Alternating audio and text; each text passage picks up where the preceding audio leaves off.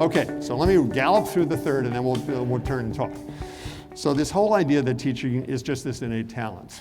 And indeed, I remember as a principal, I saw substitutes walk into the building who could handle kids masterfully with no training. I mean, that's kind of intimidating. I wasn't like that. By the way, how many of you had a tough first year of teaching? Look around the room. Very few on this side here. Most of them. So, I mean,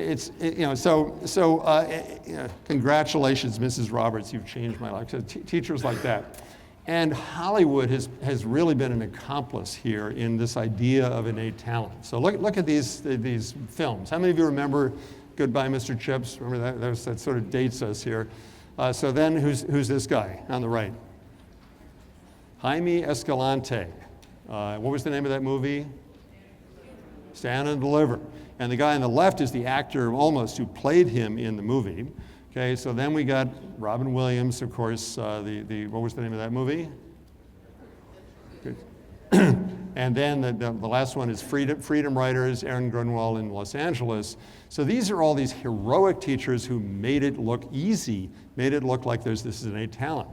So I deliberately put up the Stand and Deliver one here, almost here, because of the real story behind the AP Calculus achievement that he got with his kids. True story.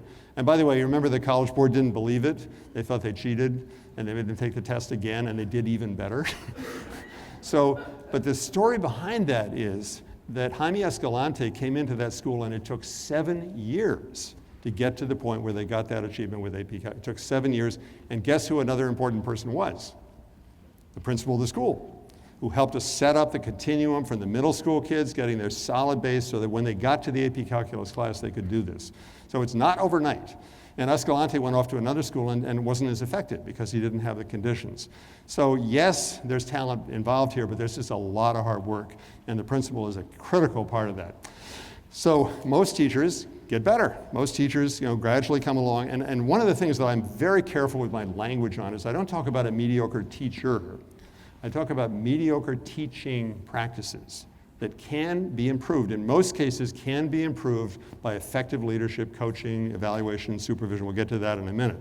So when you talk about a mediocre teacher, it sounds like a fixed mindset. But if you talk about mediocre teaching practices, and by the way, that I think is the big issue, is in the hundreds of classrooms that I visit and the coaching that I do and the consulting that I do, the main issue I see is mediocre teaching. It's not so much horrible people. There's very little of that. And the good news is there's a really good knowledge base. Here are 6 books. You're probably familiar with many of these about teaching as a craft and as a science as well as a. So the one on the left there is probably probably one of the best-selling books ever written in America. Teach Like a Champion 2.0. It's the 2nd edition. How many of you are using that book, Teach Like a Champion?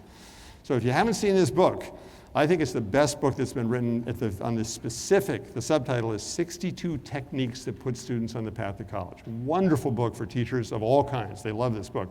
Then there's John Saffier's book, the red one there. It's a very thick, detailed deconstruction of teaching, an amazing book. Then there's John Saffier's 2nd book, High Expectation Teaching, Specific Techniques That Close the Gap. The blue book there, Make It Stick, is an intriguing book about the science of memory, like what it is that gets kids to have things stick in their heads. Then there's Bob Marzano's, one of his many, many books, again, Deconstructing Teaching, The Art of Science, What Works. And the last book is this amazing intellectual feat. These researchers were able to take all the 26 letters of the alphabet and match an effective teaching practice to each one. It's kind of cute. But it's real. It's really good research. I forget what they did with Z. I think they cheated with Z. But they got them all there. 26, again, specific. So these are the books that really make teaching into an art and a science, and they're inspiring books for all of us to delve into. Great for a study group.